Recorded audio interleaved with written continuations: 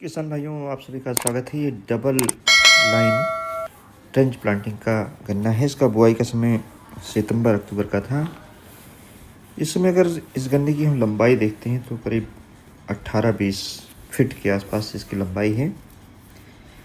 गन्ने की मोटाई भी काफ़ी अच्छी है और नंबर ऑफ़ टिलर्स अगर 1 मीटर की गोल की लंबाई में देखें तो इस प्लॉट में 28 से 30 तक और कहीं कहीं 38 से 40 तक गन्ने हैं।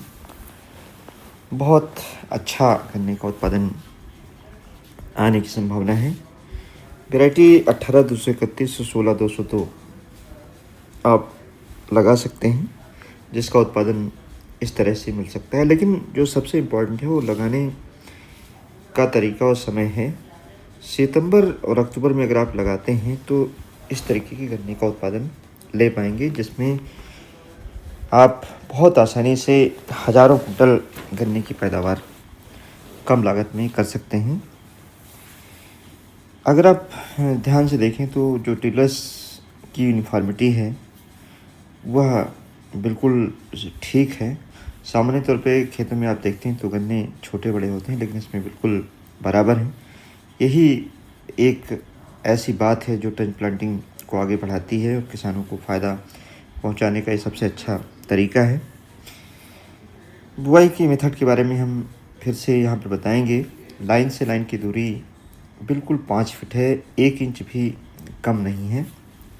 डबल बट के गन्ने की बुआई की गई। डबल बट का गन्ना जब भी बुना हो तो आंखें साइड में रखने से फ़ायदा होता है, जमाव जल्दी होता है और ड्रिलिंग जल्दी होती है। बीज का चुनाव 8 से 10 महीने पुरानी जो आपकी पौधशाला हो वहाँ से बीज आप ले सकते हैं। नीचे का हिस्सा बीज का छाँट दें, चूँकि उसमें जड़ें होती हैं, और ऐसे टुकड़े भी छाँट दें जिसमें आँखें नहीं हैं, चूँकि उसमें जमाव नहीं होता है। मोटे गन्ने बीज के लिए चयन करें। मोटे गन्ने जल्दी ख़राब नहीं होते हैं। बीज का शोधन पेवेस्टीन 2 ग्राम प्रति लीटर और उसी में इमिडाक्लोप्रिड 1 ml प्रति लीटर की दर से मिला करके और आधे घंटे तक गन्ने के टुकड़े को भिगो करके तब बुआई करें। खेत की तैयारी जब कर रहे हो तो आखिरी जुताई पर कम से कम 50 से 60 कुंटल गोबर की सड़ी खाद डाल करके और तब जुताई करें। उसी में 10 से 12 किलोग्राम जिंक मिला दें और 4 किलोग्राम ट्राइकोडर्मा मिला दें, तो इससे आपको फ़ायदा होगा। फंगस और बैक्टीरिया की जो बीमारी आती हैं वह भी नहीं आएंगी। खाद जो केमिकल फर्टिलाइजर्स यूज करते हैं उसमें सबसे अच्छी खाद है सिंगल सुपर फास्फेट, क्योंकि उसमें सल्फ़र भी होता है, कैल्शियम भी होता है, फास्फोरस भी होती है। 200 किलोग्राम बेसल डोज पर्याप्त है और उसके साथ में 40 किलोग्राम म्यूरेट ऑफ पोटाश जो 60% की आती है, जिसमें पोटाश 60% होता है। अगर जैविक आप यूज़ करते हैं तो करीब 150 किलोग्राम प्रति एकड़ की दर से, जिसमें 16% पोटाश होता है, उसको यूज कर सकते हैं। और 40 किलोग्राम से लेकर 50 किलोग्राम तक यूरिया मिला लें। बोते समय पेप्रोनिल 10 से 12 किलोग्राम प्रति एकड़ की दर से ज़रूर डालें, ताकि कोई कीड़ा गन्ने की जड़ों को और नए पौधे को काटने ना पाए। पहले नाली में खाद डालें, उसके बाद गन्ने का टुकड़ा डालना है। ट्रेंच की गहराई 20 से 25 सेंटीमीटर रखें, इससे कम ना रखें। ट्रेंच बिल्कुल सीधी बनाएं।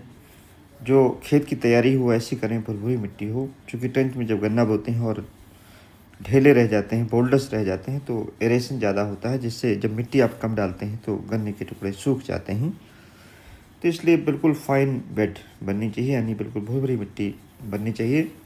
गन्ने के टुकड़े काटते समय ध्यान रखें कि कटर से काटें, सीधा काटें और बिल्कुल ताज़ा गन्ना यूज करें। अगोला बाद में काटें, गन्ने के टुकड़े पहले काट लें। ये बहुत सही तरीका है।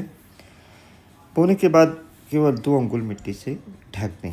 अब बात आती है कि समय ढकने के बाद क्या करना है। जो ऊपर की बेड है उसको समतल कर दें, बराबर कर दें, ताकि नाली स्पष्ट बन जाए, ऊपर बेड भी समतल रहे। कि समय अगर नमी आपको कम लगती है तो हल्का पानी लगाएं। समतल ज़मीन होगी तभी आप हल्का पानी लगा पाएंगे। धन्यवाद। जय हिंद, जय भारत।